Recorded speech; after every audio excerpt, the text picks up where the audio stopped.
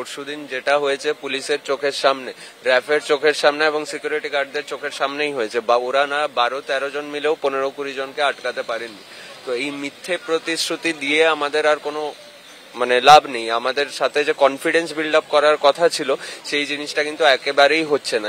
যে কারণে জুনিয়র চিকিৎসকরা কর্মবিরতি শুরু করেছেন শুক্রবার রাত থেকে, অর্থাৎ হাসপাতালে নিরাপত্তা নেই, ওয়ার্ডের মধ্যে নিরাপত্তা নেই, আর সেই কারণে নিরাপত্তা বাড়ানো হয়েছে।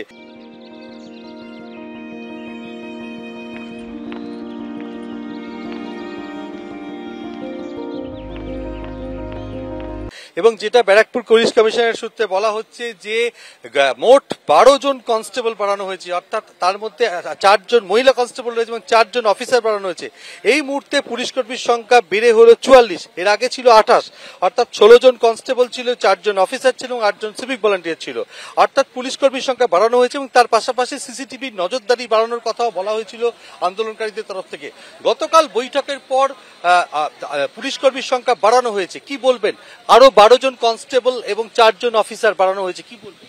দেখুন, যতক্ষণ না আমরা কিছু ভিজিবল চেঞ্জেস দেখতে পাচ্ছি পুরোটাই আমাদের মিথ্যে প্রতিশ্রুতি হিসেবেই মনে হচ্ছে। আমরা কালীঘাটও গেছিলাম, কালীঘাটেও আমাদের বলা হয়েছে তোমাদের সিকিউরিটির জন্য আমরা প্রচেষ্টা করছি, কিন্তু যা হয়েছে আপনারা সবাই দেখলেন। পরশুদিন যেটা হয়েছে পুলিশের চোখের সামনে, র্যাফের চোখের সামনে এবং সিকিউরিটি গার্ডদের চোখের সামনেই হয়েছে। বা ওরা না 12-13 জন মিলেও 15-20 জনকে আটকাতে পারেনি।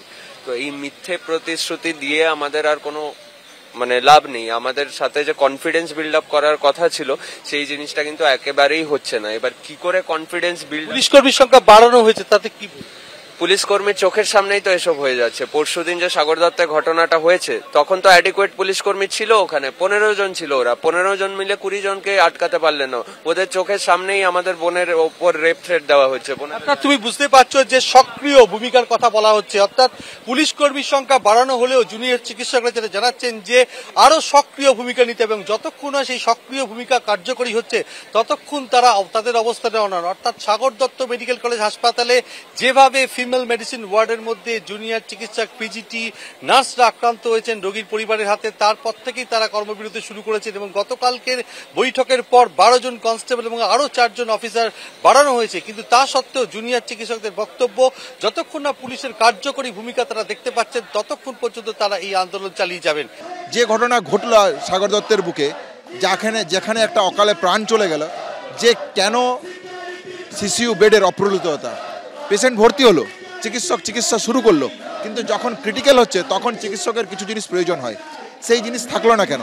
তাহলে চিকিৎসার বেডের অপ্রতুলতা, বেড থাকলেও সেখানে চিকিৎসকের অপ্রতুলতা, যদি চিকিৎসক থাকে সেখানে ইনফ্রাস্ট্রাকচারের অপ্রতুলতা। তাহলে এই সমস্ত জায়গাটাকে যদি অ্যাড্রেস করা না যায় তাহলে আমরা কখনোই নতুন স্বাস্থ্য ব্যবস্থা করতে পারবো না। তাহলে এই জায়গা যেমন থাকছে, আবার 25-36 জনের মব একটা হসপিটাল ক্যাম্পাসের ভিতরে ঢুকছে, সেখানে সিস্টারদেরকে হুমকি দিচ্ছে, তাদের গায়ে হাত তুলছে, ডাক্তারদের গায়ে হাত তুলছে, আয়ামাসিদের গায়ে হাত তুলছে, জিডিএদের গায়ে হাত তুলছে। এই সংস্কৃতি যদি কলেজ ক্যাম্পাসের মধ্যে থাকে সেই জায়গা থেকে আমরা সুরক্ষিত কোথায়? 9 তারিখের ঘটনা যেমন ঘটেছে, সেই জায়গা যেমন একটা অসুরক্ষার জায়গা হসপিটাল ক্যাম্পাসে তৈরি করেছে। রাজ্য সরকারের কাছে আমরা একটা আলটিমেটাম দিচ্ছি যে অতি দ্রুততার সাথে এই দাবিগুলো আপনি মানুন, না হলে আমাদেরকে পূর্ণ কর্মবিরতিতে যেতে হবে। সাগর দত্ত যে সিদ্ধান্ত নিয়েছে, West Bengal junior doctors front এই সিদ্ধান্তের সাথে পূর্ণ সহমত।